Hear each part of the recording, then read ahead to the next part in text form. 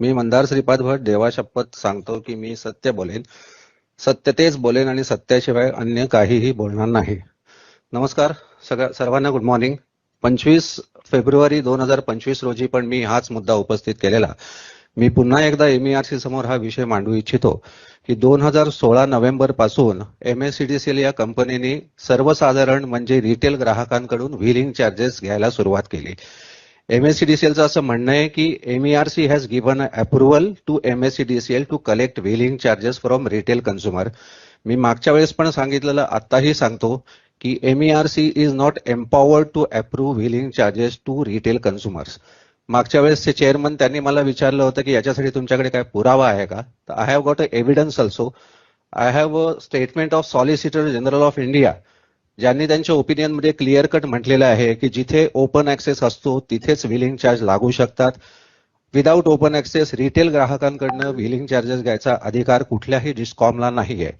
भारतासाठी सर्वांसाठी electricity act एकच आहे. महाराष्ट्र सोडून महाराष्ट्राच्या बाहेर कुठल्याही स्टेटमध्ये घरगुती ग्राहकांकडनं व्हीलिंग चार्जेस कलेक्ट केले जात नाही. आमच्या मते MSCDCLनी महाराष्ट्राच्या जनतेची फसवणूक केलेली आहे. व्हीलिंग चार्जेस घरगुती ग्राहकांकडनं घेणं it is pure violation of electricity act. आता याच्यासाठी मागच्या वेळेस चेअरमन साहेबांनी मला सांगितलं होतं तुमच्याकडे काय एव्हिडन्स असेल तर तो दाखवा. So if you permit me I can read the opinion of solicitor general of India. मला वाटत नाही या स्टेटमेंटला कोणी चॅलेंज करू शकेल. Can I read for you? ज्याच्यातनं हे सिद्ध. Have you submitted that already? I have already submitted to MERC. मी MERC ला गेली 3 वर्ष करस्पॉन्डन्स करतोय की जर व्हीलिंग चार्जेस रिटेल ग्राहकांना तुम्ही अप्रूव्ह केले असाल तर इलेक्ट्रिसिटी ऍक्ट मध्ये त्याचं प्राविधान कुठे हे दाखवा आणि आम्हाला त्याचा पुरावा दाखवा की हे तुम्हीच अप्रूव्ह केलेले आहे.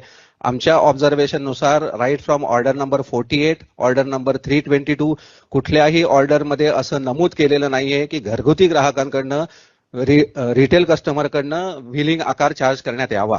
If you read the order number 48, order number 48 मध्ये फक्त 5 करोड रुपये अॅन्युअली कलेक्शनचं बजेट दिलं गेलं होतं MSCDCL ला. हे ऑर्डर नंबर 48 मध्ये क्लिअर कट मेन्शन आहे.